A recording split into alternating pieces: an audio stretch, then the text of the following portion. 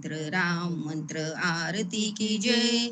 शंकर सनकादिक आदये ही रंग बीजे। कहत कबीर समझ धीर, ऐसे लो लाए। चरण टेकर रघुनाथ जाके, निर्विसद पाए। राम मंत्र आरती की जय। शंकर सनकादिक आदये ही रंग बीजे।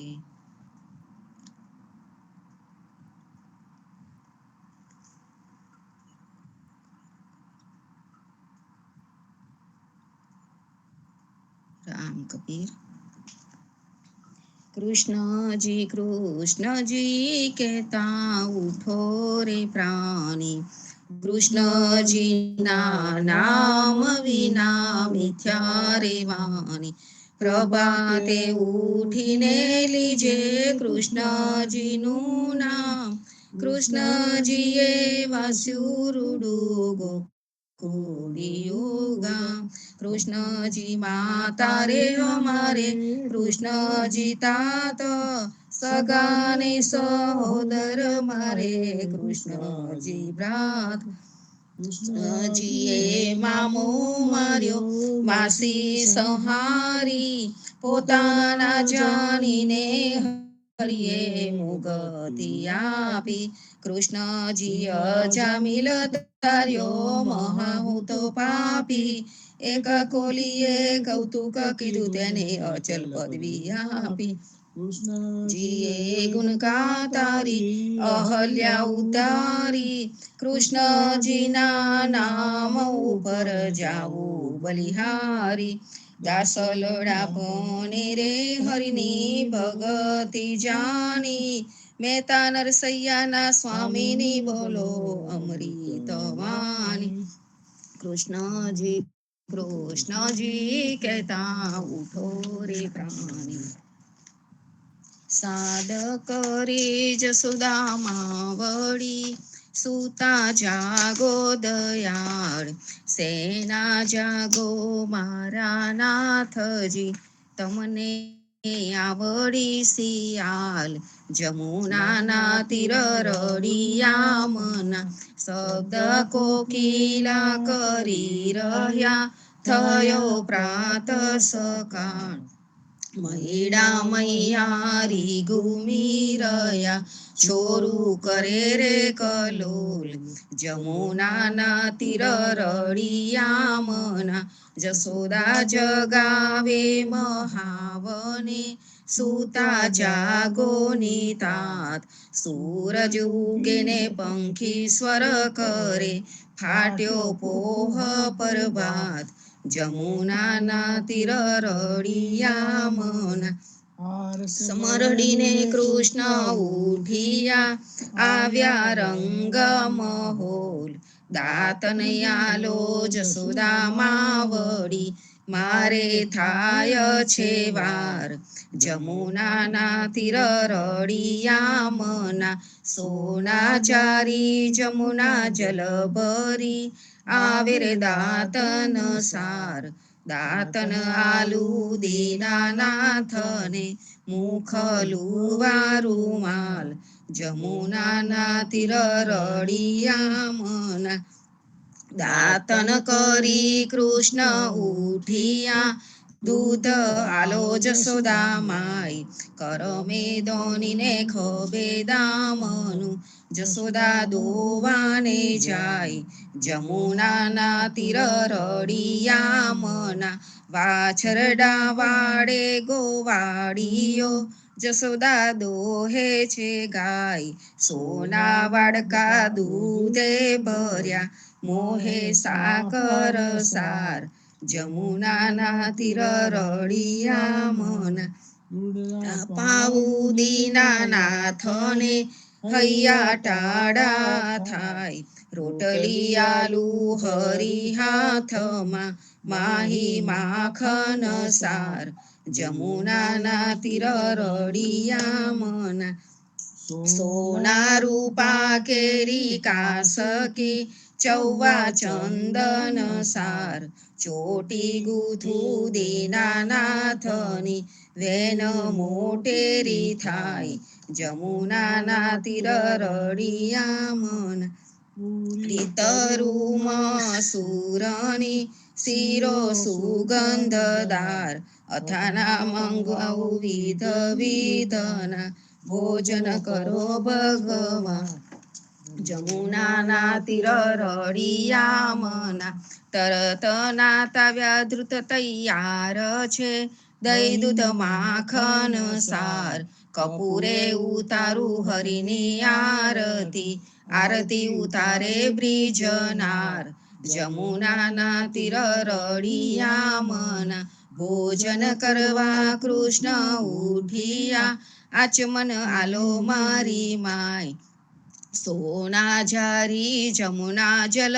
ભરી આચમન લ્યો ને દયાળ જમુનાના તીર રળિયા મના ભોજન કરીને કૃષ્ણ ઉઠિયા મુખવાસ આપો નંદજી તાત લવિંગ સોપારીને એલચી પાન બીડા બે ચાર જમુનાના તીર રળિયા મના માલને આવી મધુવનથી લાવી ચોસર હાર ફૂલ ભરાવું હરને અંબોડે મોહી ગોકુળની બ્રિજનાર જમુનાના તીર રળિયા મના ચરણે મેલું તારો ચાબકો ડગલો પેરો દીનાનાથ ગજવે ગાલું બદામ પિસ્તા શેરડી દાડમ દ્રાક્ષ જમુનાના તીર રળિયા મના ચરણ મેલું તારી પાવડી મોજા પેરો મહારાજ હાથમાં આલુ લાલ લાકડી ગાયો છોડો દીનાનાથ જમુનાના તીર રળિયા જસોદાએ મહેડા વલોવિયા આસીઓ ધારી રાત બળભદ્ર વાછરડા બાંધશે ગાયો છોડો મહારાજ જમુનાના તીર રળિયા મના ગાયો ચારવા હું તો નહીં જાઉં ઓ જસોદાજી માત જમુનાના જલ છે બિહામના સાથે મોકલો સુદામા તાત જમુનાના તીર રળિયા મના કદમ ચડીને જંપલાવ્યા પેઠા સાત પાતાળ કૃષ્ણએ કાઢી નાગનાથીઓ ત્યારે કોણ હતું પાસ જમુનાના તીર રળિયા મના ગાયો ચારવા હું તો નહીં જાઉં ઓ જસોદા માત કાલિંદીના જલ છે બિહામના મોકલો બલભદ્ર ભ્રાત જમુનાના તીર રળિયા મના કરથી ગોવર્ધન કર ગ્રહ્યો ત્યારે કોણ હતું સાથ ટચલી આંગળીએ ઉપર રાખ્યો ત્યારે કોણ હતું સાથ જમુનાના તીર રળિયા મના કાલિંદીમાં જંપલાવ્યા નાથ્યો કાળી નાગ નાગ નાથીને તમે સંચર્યા તમને શું કરે સાપ જમુનાના તીર રળિયા મના ગોકુળ રાખ્યું રે લંતુ ત્યારે કોણ હતું સાથ બ્રહ્મા વાછરડા હરી ગયા ત્યારે કોણ હતું સાથ જમુનાના તીર રળિયા મના નવા નિપજાવ્યા તેટલા કોઈએ ન જાની વાત બ્રહ્મા આવીને ચરણે નમ્યા વાછરડા આલ્યા દીનાનાથ જમુનાના તીર રળિયા મના જમુનાજી તીરે જઈ ઉભા મુખ મુરલીની ટેક વનમાં વગાડે રૂડી વાસળી ગોપી સૌ કીધો ઘેર જમુનાના તીર રળિયા મના ગાયો ચારીને કૃષ્ણ આવ્યા ઓ જશોદાજી માત. નંદજીને આપો વધામણી, આવ્યા હળદર ભ્રાત જમુનાના તીર રળિયા માના. ગોકુળ લીલા જે કોઈ સાંભળે ગાય નર ને નાર, ભવસાગર ફેરો ટળે ગાય માધવ દાસ જમુનાના તીર રળિયા મના. ઘડી ઉપર ઘડિયાળા વાગે ઉંમર ઓછી થાય રે, આ અવસર છે હરિ ભજવાનો કહો કેમ રહી સુઈએ રે. નાના થકી મોઘેરા કીધા માતા મંગળ ગાય રે, કાળ અવસર કોઈ નવ દેખ્યો ઓચિંતો વલી આવે રે. સંસાર સગડો કાળે ખાધો આખર મસ્તક કૂટો રે, જમદૂતો તો જોતા રહેશે હરિને નામે છૂટો રે. હરિને ભજીએ ભવજલ તરીએ નર હરિને નમીએ રે, લાડ કોડ તો લક્ષ્મી વરના રમાડે તેમ રમીએ રે. હરિને ભજીએ બીજું તજીએ માયા મોટી ખાય રે.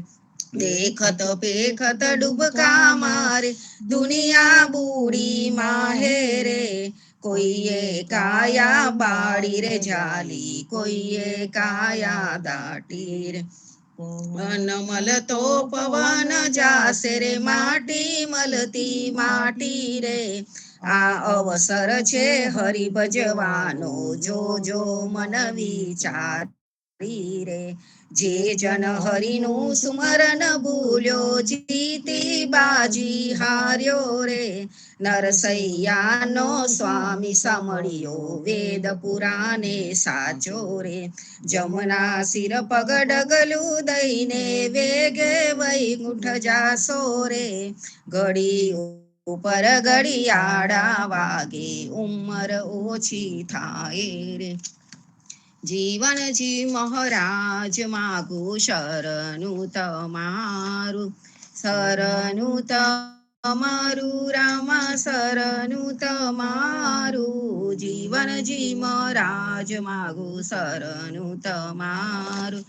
કૃષ્ણદાસને ભક્તિ આપી સર્વે ભક્તોની કષ્ટી કાપી, પૂજા ગુજરનો ઉદ્ધાર કીધો કેશવદાસને શરણે લી. ગુરુ સંગાતે યાત્રા વિશે મારવાડને ઉગાર્યો, કૃષ્ણ કેશવને નિમિત્ત કરીને કાંઠો સૂરજ સાધ્યો. પદ્મનાભ જ્ઞાનીજી દાદા સુખદેવજી ગોપાલા, જીવનજીએ કૃપા કરીને ઉગાર્યા સૌ બાળ. રામ કબીરની દળ નૌકામાં જીવનજી બેસાડે, કૃપા કરીને કબીર કૃપાળુ બહુ સાગર ઉતારે. જીવનજીના બાલ ગોપાલો રામ કબીર ઉચારો, ભવસાગર થી તરવાનો એ સુંદર છે બહુવારો. અનન્ય ભક્તિ નામ નિષ્ઠાને સતસંગત ને તારો, અવિશ્વાસને દૂષિત ભોજન સલીલ સંગને ટાળે. નિશંક હોઈને ભજન કરો તો નામ ફળે તત્કાળ, મુજ પાપીને શરણે લીધો એવા દીન દયાળુ. સદગુરુ જીવન છો નિજ નામ જીવન કૃષ્ણ જીવન, સદગુરુ જીવન છો નિજ નામ જીવન કબીર જીવન રામ. હર મા બાપ પર કૃપા કરીને કાનમ પાલ ઉગારી, જીવનજી મહારાજ માગું શરણું તમારું, શરણું તમારું રામા શરણું તમારું. જીવનજી મહારાજ માગું શરણું તમારું. સ્વામી કૃપા કરો અતિ ગણી, સ્વામી રે મારા સ્વામી કૃપા કરો અતિ ગણી. ભાજો કુવિચાર અચલ ભક્તિ હરી.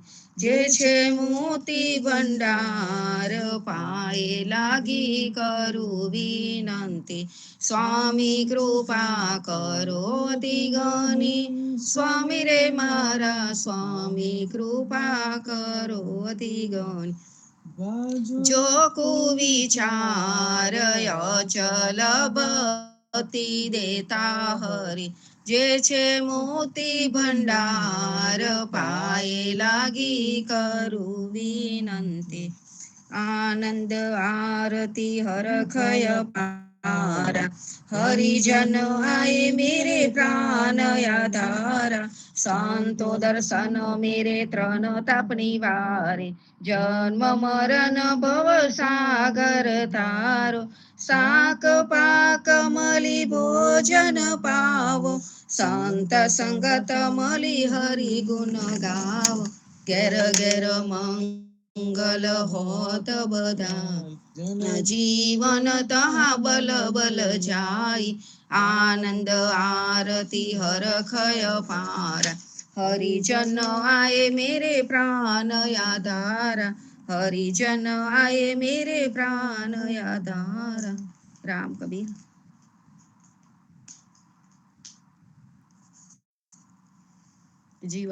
જીવનવાણીમાંથી વાંચન લઉં છું. આપણા સમાજમાં તો લગ્ન વખતે ભગવાનના જ વિવાહના ગીતો ગવાય છે. એ આપણી વિશેષ ખાસિયત છે. લગ્ન ગીતોની રચનામાં આપણા સિદ્ધાંતને અનુરૂપ ન હોય તેવા શબ્દ પ્રયોગને શક્ય હોય તેટલા આપણને અનુકૂળ હોય તેવા શબ્દોમાં ફેરવી દઈએ છીએ. દાખલા તરીકે કંકુ છાટી કંકોત્રી મોકલો ને બદલે કેસર છાટી કંકોત્રી મોકલો. જો કે વેદ પુરાણ વિપ્ર જેવી ઉચ્ચ વર્ણવાળા લોકોને પણ લાવજો.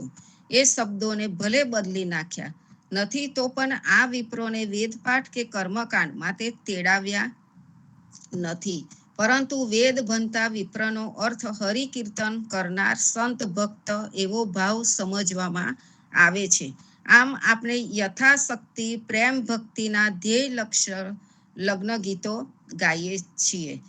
જીવનજી મહારાજ મહાન બુદ્ધિવાદ પરક પુરુષ હતા. બ્રાહ્મણવાદની ગુલામીમાંથી આપણા દેશને હજુય સ્વતંત્રતા મળી નથી. તેમ છતાંય જીવનજી મહારાજે વર્ષો પહેલા મહાન સામનો કરીને બ્રાહ્મણોની ગુલામીમાંથી આપણને આઝાદી અપાવી છે.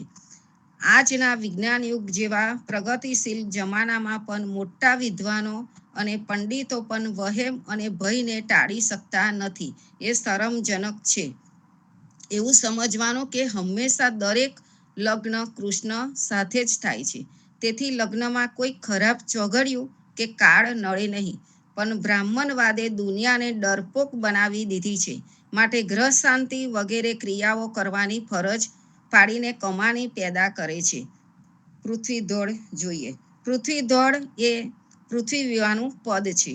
આપણે લગ્ન વિધિમાં સંત સોહાગો અને પૃથ્વી ધોળની આદો બોલીએ છીએ. માટે લગ્નની બાબતમાં સંત સોહાગો તથા પૃથ્વી ધોળ બંને પદોનો એક સાથે સમન્વય કરીને વિચારવું પડશે. આપના સમાજમાં આપણે આપનું લગ્ન પરબ્રહ્મ સાથે કરીએ છીએ એવું માનીએ છીએ. માટે વર કન્યા એ બંનેને નારીના રૂપમાં ગણીએ છીએ અને તેમનું લગ્ન પરબ્રહ્મ સાથે થાય છે એવી ભાવના કેળવીએ છીએ. કારણ કે આપણે લગ્ન વિધિને પૃથ્વી વિવાહનું નામ આપ્યું અને આપનું શરીર પૃથ્વી તત્વનું બનેલું છે. તેથી વર કન્યા બંને પરબ્રહ્મ સાથે પરણે છે એવું કહેવું યોગ્ય છે. સંત સોહાગોમાં તેથી જ કહ્યું છે કે જીરે કલી કાલે કૃષ્ણ અનંત રૂપે પૃથ્વી પરણ્યા પરબ્રહ્મ સ્વરૂપે. ભગવાન જ બધા લગ્નોમાં પૃથ્વી તત્વની સાથે પરણે છે. માટે આપના લગ્નોમાં ઉચ્ચ પ્રકારના પ્રેમ ભક્તિ તત્વના આદર્શો રહ્યા છે. જમાઈ તરીકે વિષ્ણુ રૂપને ગણીને કન્યાદાન અપાય છે. તેથી કન્યાદાનનો સંકલ્પ આ ભાવથી અપાય છે. વિષ્ણુના રૂપવાળા વરને લક્ષ્મીના રૂપવાળી કન્યાને હું સોંપું છું. વૈષ્ણવ સંપ્રદાયના હરિરાયજીએ લખેલ શિક્ષાપત્રમાં પણ વિવાકાદીમાં પણ પ્રભુની સેવા અર્થનો ભાવ જણાવ્યો છે. વિવાદી કાર્યમાં પ્રભુની સેવા અર્થે આ કાર્ય થાય છે એમ સમજી મનને પ્રભુ ચરણમાં રાખવું. વિષયાદિકથી લલચાવું નહીં. ભગવત કથાના લાભ માટે જ ભક્તોનો સત્સંગ કરવો. સર્વે ભક્તોને સાદર સપ્રેમ રામ કબીર.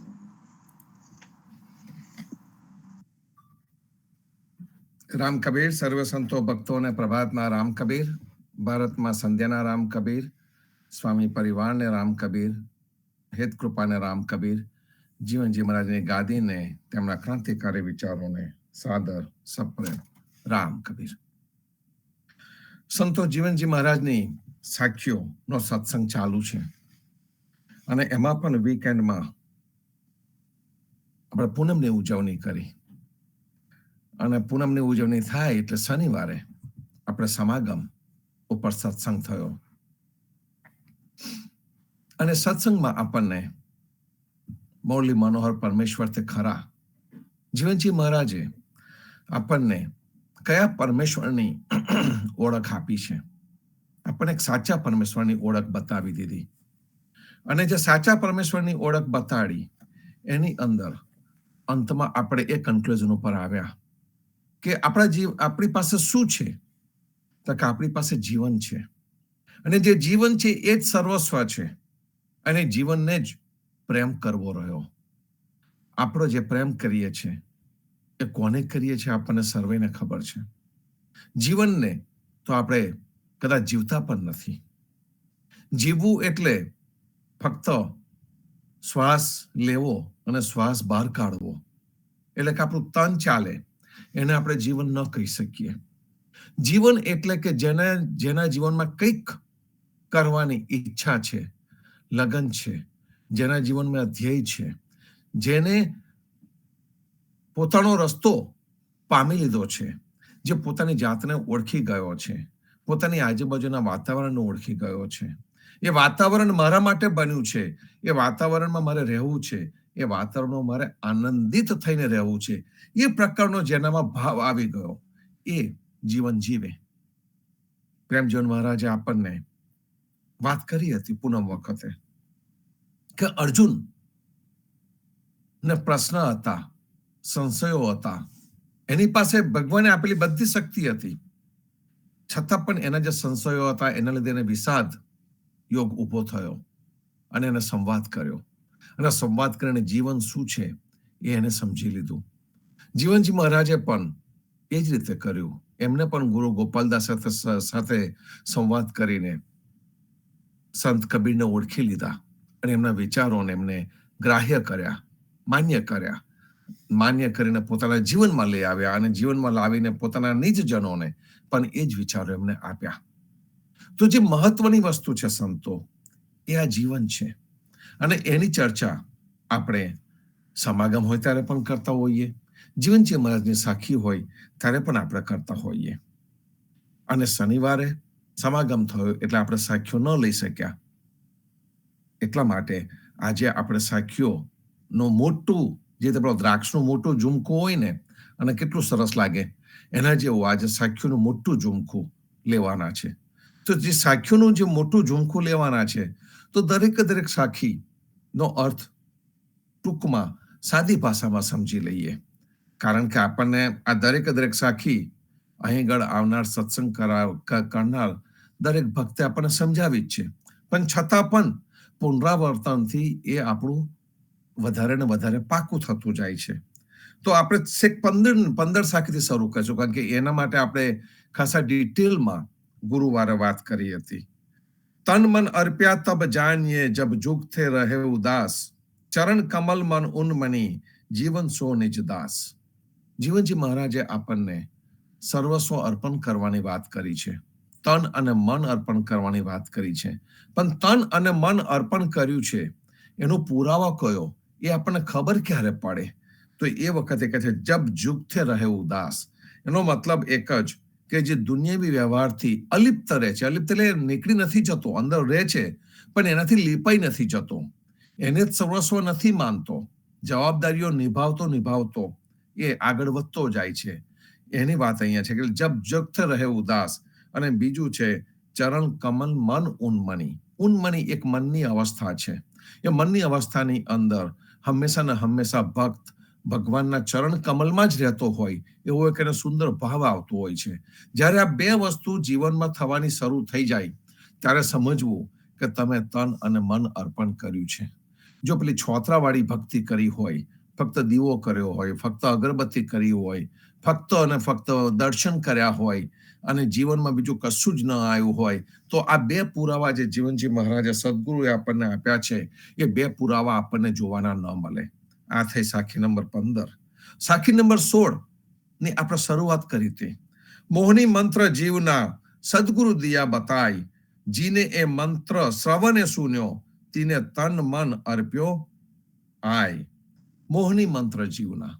સદગુરુ આપણને કહે છે કે મોહની મંત્ર કોઈને ઉપર આપણે મોહની મંત્ર એટલે કે જેને કહીએ કે કઈક પ્રકારની મોહની લગાડી દઈએ, કોઈક માયા લગાડી દઈએ, એની ઉપર કોઈક પ્રકારનું આપણે અત્યારે જેટલું હિપ્નોટિઝમ આવ્યું છે એવું કંઈક આપણે કરી દઈએ પછી હિપ્નોટિઝમની અસર થાય એની ઉપર.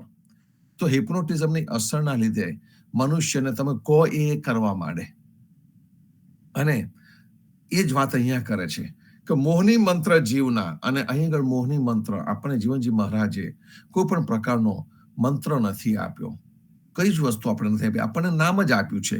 એટલે જ્યારે અહીંયા મોહની મંત્ર કહેવામાં આવે છે તેનો અર્થ છે રામ કબીર પંચાક્ષરી નામ, એની વાત અહીંયા કરવામાં આવે છે. મોહની મંત્ર જીવના એટલે કે જીવનજી મહારાજે આપણને રામ કબીર મંત્ર આપ્યો, સદગુરુ દિયા બતાય. સદગુરુએ આપણને આ રામ કબીર નામનો એક સુંદર પદાર્થ આપણને આપી દીધો છે. જીને એ મંત્ર શ્રવણે સુન્યો, કે જેને આ મંત્ર એટલે કે જેને આ નામ શ્રવણે એટલે કાનથી સાંભળ્યું, પણ કાનથી સાંભળે ન ચાલે, એના હૃદયની અંદર જેને ઉતાર્યું એની વાત છે. જીને એ મંત્ર શ્રવણે સુન્યો. શ્રવણે એટલે ધ્યાન આપીને એનો ગૂઢ અર્થ સમજીને જે એને સાંભળે છે તીને તન મન અર્પ્યો આપ.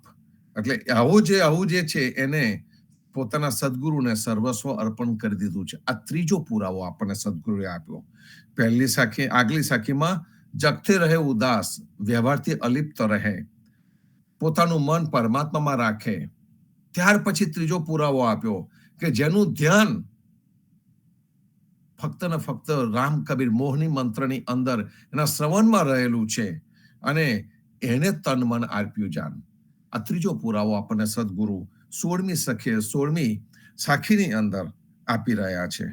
હવે આવી આપણે 17 નંબરની સાખી ઉપર. સબદ સચરાચર દેખીએ, ચહુદિસ મુગત મેદાન, યુ પંડ બ્રહ્માંડ જીવના, સો કહીએ નિજ પ્રાણ. અહીંયા બહુ સુંદર રીતે સદગુરુ આપણને સમજાવે છે કે રામ બધે જ છે. સબદ સચરાચર દેખીએ કે રામ તો બધે જ છે. જેવી રીતે શબ્દ દુનિયાના ખૂણે ખૂણામાં ચર અને અચર દરેક જગ્યા ઉપર ફરી વળેલો છે, એ જ રીતે ભગવાનનું નામ પણ દરેક જગ્યા ઉપર છે. ક્યાં આગળ તમે જશો ને ત્યાં તમને ભગવાન નહીં દેખાય. તમે ફૂલના રંગમાં જશો, ફૂલની સુગંધમાં જશો તો ત્યાં ભગવાન દેખાશે. વૃક્ષની પાસે જશો તો વૃક્ષની વિશાળતામાં ભગવાન દેખાશે. પર્વત પાસે જશો તો પર્વતની ઊંચાઈમાં તમને ભગવાન દેખાશે. આકાશમાં જશો તો આકાશના વાદળમાં જે જલ છે જલની અંદર તમને ભગવાન દેખાશે. અને હમણાં જે લોકો સ્પેસમાં જઈને આવ્યા, હમણાં અમેરિકાની 6 સ્ત્રીઓ સેલિબ્રિટીઝ સ્પેસમાં જઈને આવી. કેટલી ક્વિક રાઈડ હતી જે વિચારીએ આપણે કે 10 મિનિટની અંદર તો અહીં આગળથી એ સ્પેસનું શટલ ઉપડ્યું અને એ લોકો સ્પેસમાં 3 મિનિટ રહીને પાછા પણ આવી ગયા પેરાશૂટ લઈને. આ વિજ્ઞાનની કેટલી મોટી સિદ્ધિ કહેવાય. અને જે પણ એની અંદર ગયા હતા એ દરેકે પોતપોતાનો ભાવ વ્યક્ત કર્યો. અને એની અંદર જે સૌથી મોટો જે ભાવ હતો તે એક જ હતો કે દરેક જણને કોઈને કોઈ પ્રકારનો ડર હતો. એનું કારણ છે કે આની અંદર જે થ્રસ્ટ એટલે કે જે જુસ્સાથી જે રોકેટને જે ધક્કો મારવામાં આવે, એ ધક્કો મારવાની અંદર સહેજ પણ ગણતરીમાં ચૂક થઈ જાય તો મનુષ્યનો જીવ પણ જતો રહે. આખું મિશન નિષ્ફળ પણ જઈ શકે એનો ચાન્સ હતો. તો એ વખતે આ જે 6 સ્ત્રીઓ ત્યાં પહોંચી,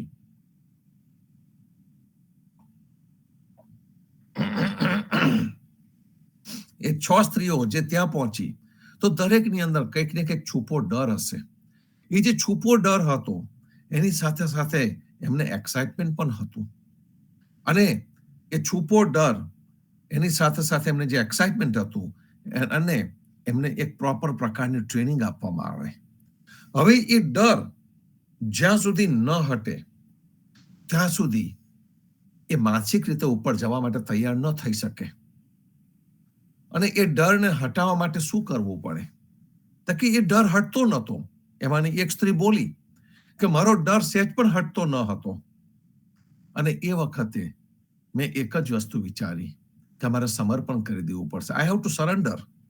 આ જે પણ વસ્તુ થઈ રહી છે એ વસ્તુ યોગ્ય છે, મેં વિચારીને કરી છે. મારે આ એક અનુભવ લેવો છે અને અનુભવ લેવા માટે અને કોઈક હેતુ માટે હું આ કરી રહી છું, તો એને સમર્પણ કરી દીધું. તો જે સમર્પણ છે ને એ કરવું તો પડે, પણ સમર્પણ કોને કરવું એ આપણને આજે એસ્ટ્રોનોટ છે એ એસ્ટ્રોનોટ આપણને સમજાવે કે જ્યાં સુધી તમે કોઈ પણ વસ્તુને સરેન્ડર ન કરો, સમર્પણ ન કરો, ત્યાં સુધી એના મૂળિયા સુધી, એના ઊંડાણ સુધી આપણે ન પહોંચી શકીએ. સદગુરુ આપણને અહીંયા એ જ કહે છે કે સબત સચરાચર દેખીએ, કે રામને આપણે બધે જ જોઈ શકાય. બધા વાતો કરે છે, પણ કોઈ છોડની પાસે બેસીને એની કુપળની પાસે જોઈને એની કુપળને મુલાયમ સ્પર્શ કરીને જો ત્યાં આગળ આપણે ભગવાનને જોવા માંડીએ તો શું થાય? આપણે તો મંદિરમાં જ ફક્ત ભગવાનને જોઈએ, ચર્ચમાં જ જોઈએ, મસ્જિદમાં જ જોતા હોઈએ, તો એ રામ જે બધે છે એ કેવી રીતે દેખાય? આમ જોવા જઈએ તો આપણને ભગવદ્ ગીતાની અંદર આખો વિભૂતિ યોગ આપ્યો. વિભૂતિ યોગની અંદર ભગવાને પોતાની વિભૂતિઓ ગણાવી છે. અને વિભૂતિની અંદર કોઈ જગ્યાએ મંદિર નથી આવતું સંતો. આપણે બાળકૃષ્ણના ઘણા બધા કીર્તનો ગઈએ છીએ, વૃંદાવનના ઘણા બધા કીર્તનો ગઈએ છીએ, કોઈ જગ્યાએ મંદિર નથી આવતું. એ વખતે મનુષ્યનું હૃદય હતું એ જ મંદિર હતું. મનુષ્યના ઘરોમાં જ મંદિર રહેતું હતું અને ઘરની બહાર જાય તો પ્રકૃતિમાં એ મંદિરમાં જે પણ જોવું હોય તે જોતા હતા. એ વખતે કઈ જ વસ્તુ હતી નહીં. કોઈ પણ જગ્યાએ ભગવદ્ ગીતાની અંદર મંદિરનો કે પછી આ પૂજા પાઠનો કે પછી કોઈ પણ પ્રકારની વસ્તુ ધરાવવાનો કે અગ્નિને પ્રગટ કરવાનો કોઈ જગ્યાએ લખવામાં આવ્યું નથી. એની અંદર ફક્ત સમર્પણ બતાવવામાં આવ્યું છે. અને જે સમર્પણ બતાવવામાં આવ્યું છે તે મનનું સમર્પણ બતાવવામાં આવ્યું છે. સદગુરુ પણ આપણને અહીંયા એ તન અને મનના સમર્પણની વાત કરે છે. તો સબદ ચરાચર દેખીએ, રામ બધે જ દેખાય છે. અને સબદ એટલે શબ્દમ બ્રહ્મ. જે શબ્દ છે ને એ જ બ્રહ્મ છે.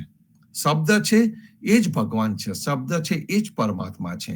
એ આપણને અહીંયા સદગુરુ કહી રહ્યા છે. 14 મુગત મેદાન, કે ચારે બાજુ આ શબ્દ ખુલ્લે ખુલ્લો ફેલાઈ રહેલો છે. પણ આ જે શબ્દ છે એ ચારે બાજુ ફેલાઈ રહેલો છે. એ ભગવાન બધે પ્રસરી રહેલા છે. યુ પંડ બ્રહ્માંડ જીવના સો કહીએ નિજ પ્રાણ. કે આવા શબ્દને જો આપણે પામી જઈએ અને એને આપણો વાલો કરી દઈએ, સો કહીએ નિજ પ્રાણ, એને આપણા પ્રાણ એટલે કે જે એકદમ નજીકની નજીક વસ્તુ છે એવો આપણે શબ્દને સમજી લઈએ તો આપણો બેડો પાર થઈ જાય. આગલા મંત્રમાં આપણને મોહિની મંત્ર રામ કબીર નામની વાત કરી. અને અહીંયા પણ જે શબ્દની વાત કરે છે એ ભગવાનના નામનો જે ગૂઢ શબ્દ છે એની વાત કરે છે. અને આપણને ગૂઢ શબ્દ જે આપવામાં આવ્યો છે એ રામ કબીર નામ છે. કે એ રામ કબીરની અંદર ગૂઢતા છે, ગહનતા છે, એની અંદર જે ઊંડાણ છે એ કંઈ ગજબનું જ છે. આમ આપણે જોવા જઈએ તો શંકરાચાર્યને આપણને સમજવાના બહુ અઘરા લાગે. દ્વૈત અને અદ્વૈત, અદ્વૈતનો સિદ્ધાંત આપનારા શંકરાચાર્ય, એ આપણને બહુ અઘરું લાગે. પણ સદગુરુએ આપણે રામ કબીર નામ આપી દીધું અને અદ્વૈત સમજાવી દીધું. રામ અને કબીર, આત્મા પરમાત્માનું મિલન, મનુષ્યનું અને ભગવાનનું મિલન, એ એકાત્મતા બતાવવામાં આવી છે. મુજમાં તેજમાં ફેર નહીં નાગરા એમ કઈ નરસિંહ મહેતાએ પણ આપણને બતાવી દીધું. તો એ જે રામ કબીરનું નામ આપ્યું ને એ અદ્વૈત બતાડે છે આપણને. કે રામ અને કબીરની એકતા છે, એકાત્મતા છે. મારામાં અને તારામાં કોઈ ફેર નથી. એ જે ભાવ છે એ અદ્વૈત છે. પણ જે દ્વૈત છે એ પણ છે. અને એ આપણને અધ્યરુજે પણ બતાવ્યું કે દેહ ધરાવે તે આત્મા ને દેહ વિના પરમાત્મા. આ પણ દ્વૈત અને અદ્વૈત જ છે કે દેહ ધરાવ્યો એટલે આપણે આત્મા કહેવાયા, અને દેહ નથી ધરાવતો એવો પરમાત્મા છે. અને જ્યારે આપણો દેહ જતો રહે તો આપણે ક્યાં જઈએ? પરમાત્માની સાથે ભેગા થઈ જઈએ. બંનેમાં દ્વૈત અને અદ્વૈત આવ્યું. જ્યાં આત્મા અને પરમાત્મા આવ્યો ત્યાં આગળ ભક્તિ કરવાની મજા આવી. એની મધુરતા આપણને દેખાઈ, પ્રેમ ભક્તિ દેખાઈ, પ્રેમ લક્ષણા ભક્તિ દેખાઈ, આપણને સદગુરુ દેખાયા. કેટલું બધું સુંદર લાગે. એટલે આપણને તો બંનેમાં આનંદ છે. બે જુદા છે આત્મા પરમાત્મા, એમાંય આનંદ છે, અને આત્મા અને પરમાત્માની એકતા છે એમાં પણ આનંદ છે. તો એ જ વસ્તુ આપણને સચરાચર ની વાત જયારે અહીંયા કરે છે તો એ જ કહે છે કે આ જે રામકબીર રૂપી શબ્દ, ભગવાનના નામ રૂપી ગૂઢ શબ્દ સચરાચર ઠેર ઠેર ફેલાઈ ગયેલો છે. તો એ જ શબ્દ ઠેર ઠેર ફેલાઈ ગયેલો છે, એ શબ્દને આપણે ઓળખીએ, અને એને જો ઓળખ્યા તો આપણે જગ વ્યાપી ગયું કહેવાશે. ત્યાર પછીથી આપણને સદગુરુ ત્રણ પ્રકારના દર્શનની વાત કરે છે. સાખી નંબર 18. દેહી દર્શન સબકો કરે, સબદ દર્શન નવ હોય, સબદ દર્શન બિન જીવના પાર ન પહોંચા કોઈ. દેહી દર્શન. આપણે આ દેહી શબ્દ ઘણી જગ્યાએ આવે છે. આઈ થિંક બલિહારીમાં દેહ પામી શું કીધું એ પણ આવે છે. એક સચ ખુલાસો કરવો હતો કે દેહી શબ્દ એ જમાનામાં કંઈક જુદી રીતે વપરાતો હતો. આમ જોવા જઈએ તો દેહ એટલે કે આપણું જે શરીર આપણે ધારણ કર્યું છે તે, અને જે દેહી એટલે જે દેહની અંદર રહે છે તે, એ આત્મા થઈ જાય. દેહી જેની અંદર રહે છે. તો આપણે જયારે પેલું કીર્તન લઈએ છીએ ને તો દેહ પામી શું કીધું એ આવે છે, દેહી પામી નથી આવતું. દેહી એટલે આત્મા થયો. એટલે એવું જ કંઈક અહીં આગળ છે કે દેહી દર્શન ફરીથી પાછું એ જ રીતે થાય છે કે ભાઈ દેહ દર્શન સબ કરે. જ્યારે આપણે કોકને મળીએ તો આપણે શું કરતા, એનું દેહનું દર્શન આપણે કરતા હોય છે. કેવો દેખાય છે, ઊંચાઈ કેટલી છે, એનું મોઢું કેવું છે, એનું સ્માઇલ કેવું છે, હાઈટ બોડી કેવી છે, એ દેહ દર્શન થયું. એ દેહ દર્શન સબ કો કરે. એ વાત અહીંયા આપણને સદગુરુ બતા રહ્યા છે કે સ્થૂળ દેહના દર્શન કરે, એની વાત છે અહીંયા. અને જ્યારે દેહી આવે એટલે કે જે દેહને ધરાવે છે તે, જે દેહને ધારણ કરે છે તે, એ જે દેહી છે એ સ્થૂળ દર્શન નથી, એનું સૂક્ષ્મ દર્શન છે. એટલે જે દેહ છે એ સ્થૂળ છે, અને એની અંદર રહેલો આત્મા જે દેહી છે એ સૂક્ષ્મ દર્શન છે. એટલે સદગુરુ આપણને કહે છે કે બધા સ્થૂળ દર્શન જ કર્યા કરતા હોય છે, બહારના દેહના જ દર્શન કરતા હોય છે.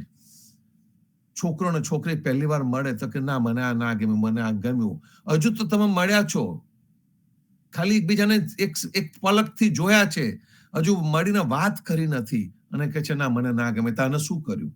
તાને દેહ દર્શન કર્યું, દેહીનું દર્શન હજુ નથી કર્યું. એટલે કે સ્થૂળ દર્શન કર્યું. અને એ વાત અહીંયા છે કે દેહી દર્શન સબકો કરે.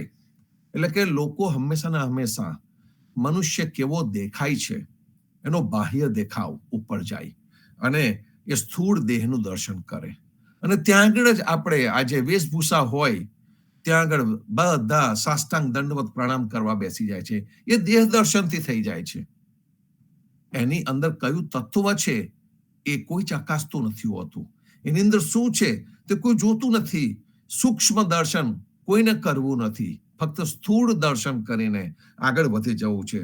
સદગુરુ આપણને એ બતાવે છે કે દેહી દર્શન સબકો કરે, સબદ દર્શન ન હોય. કે એની અંદર શબ્દ એટલે કે જે વિચાર છે, એ શબ્દ કયો છે, એનું દર્શન ન થતું તો શું થાય? જગદીશ મહારાજ પણ જ્યારે પણ એમનો ચિત્રપટ આપણે લઈએ, ફોટો પાડવા જઈએ ને તો ચોખ્ખું જ કે આ દેહી દર્શન, આ દેહના શું ફોટા પાડ્યા કરે છે? તારે કંઈક જોવું હોય તો દલ ભીતર દેદાર, આ દિલની અંદર તું જો, એની અંદર શું છે એ તું જો. સદગુરુ આપણને એક્ઝેક્ટલી આ જ વાત કરી રહ્યા છે કે દેહી દર્શન સબકો કરે, શબ્દ દર્શન ન હોય.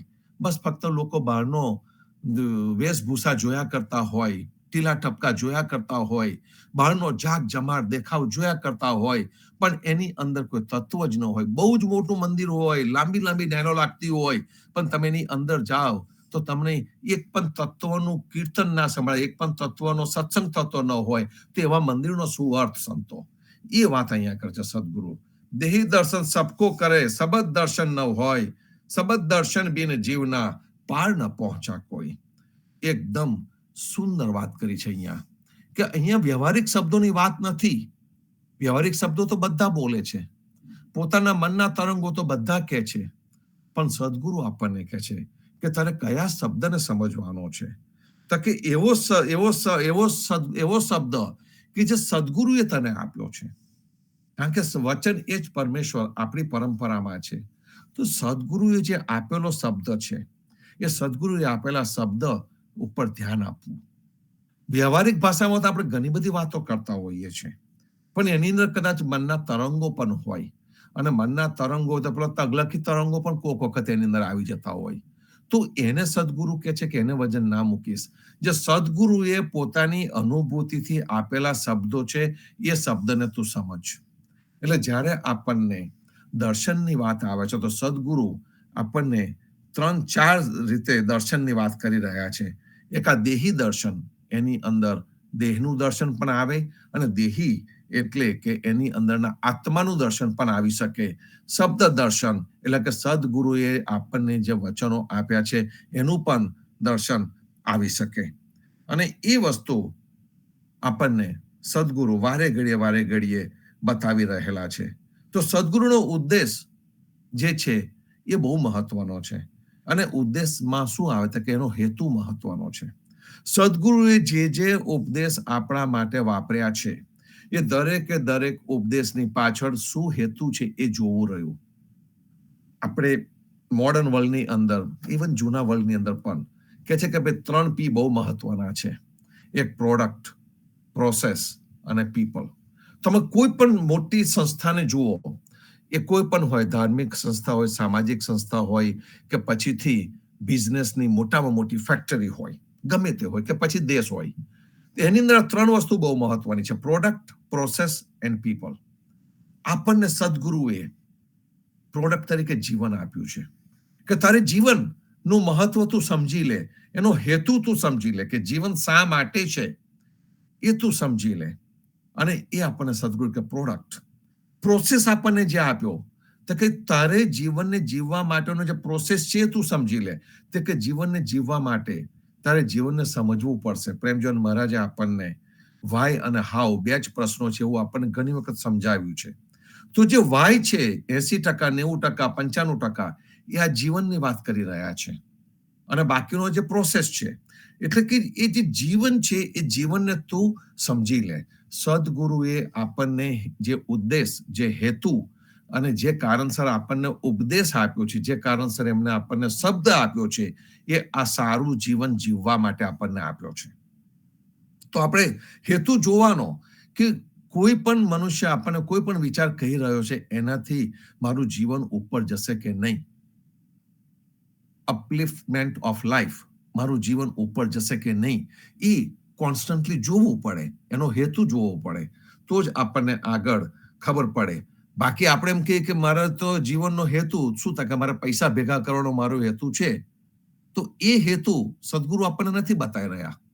સદગુરુ આપણને જીવન આપી રહ્યા છે, અને જીવન આપતી વખતે એ આપણને જીવન જીવવાની પદ્ધતિ બતાવી રહ્યા છે. એટલે જે પ્રોડક્ટ એટલે કે આપણું જીવન થયું, અને પ્રોસેસ, સદગુરુએ આપણને કયો પ્રોસેસ બતાડ્યો? 4 પદાર્થ બતાડી દીધા. એ આપણો પ્રોસેસ છે, એ આપણી પ્રક્રિયા છે, ગુજરાતીમાં કહીએ તો. તો એ જે પ્રક્રિયા છે કે જેની અંદર સદગુરુએ આપણને 4 પદાર્થ આપણને આપી દીધા, કે તું આ 4 પદાર્થ રૂપી ભક્તિ કર, અને એના થકી તને જે પ્રાપ્ત થશે એ સાચી પ્રેમ ભક્તિ પ્રાપ્ત થશે. એનું દર્શન આપણને સદગુરુએ કરાયું શબ્દ દર્શનથી. અને ત્રીજું આવ્યું પીપલ. પીપલ એટલે કે આપણા લોકો, આપણો સમાજ. એક આખું ઉદા ભક્ત સમાજની સ્થાપના કરીને એમને ક્રાંતિ કરી દીધી. એક આચાર, એક વિચારના લોકો ઉભા કર્યા, એમને આખો સમાજ ઉભો કર્યો. તો સદગુરુ જીવનજી મહારાજે પ્રોડક્ટ, પ્રોસેસ અને પીપલ, ત્રણ વસ્તુ આપણને કેટલી સહજ રીતે આપી દીધી.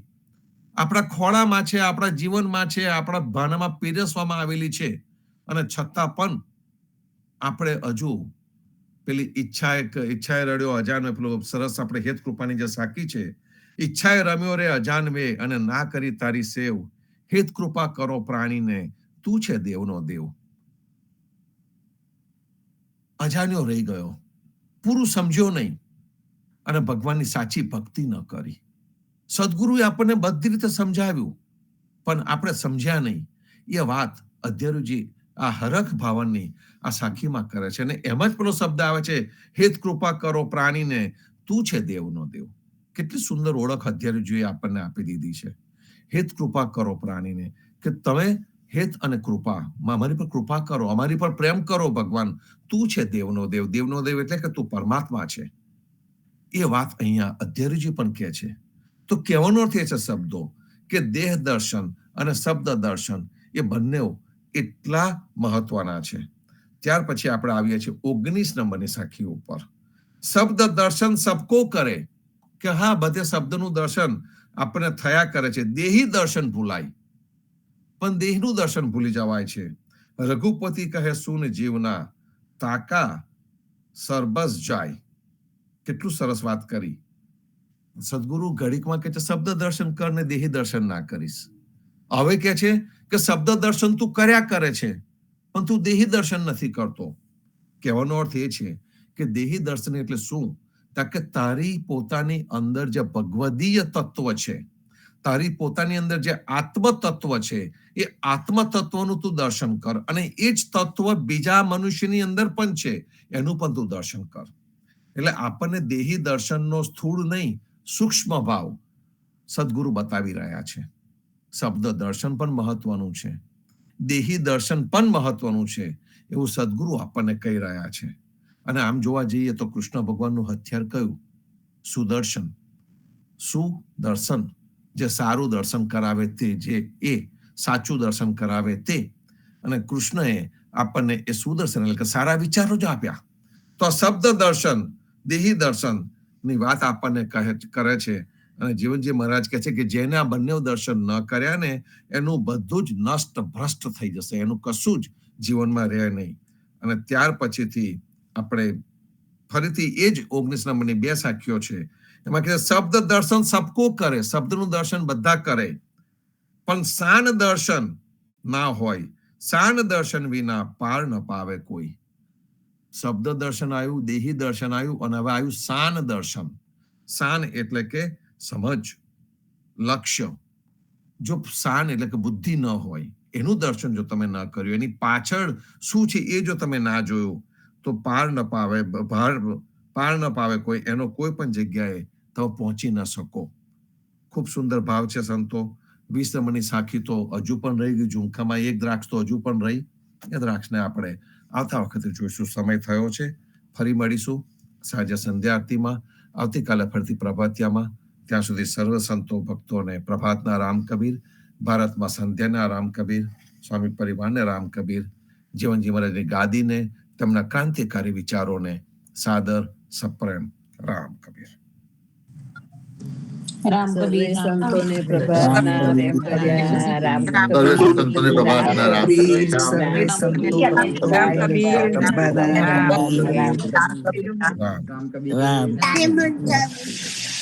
રામ કબીર.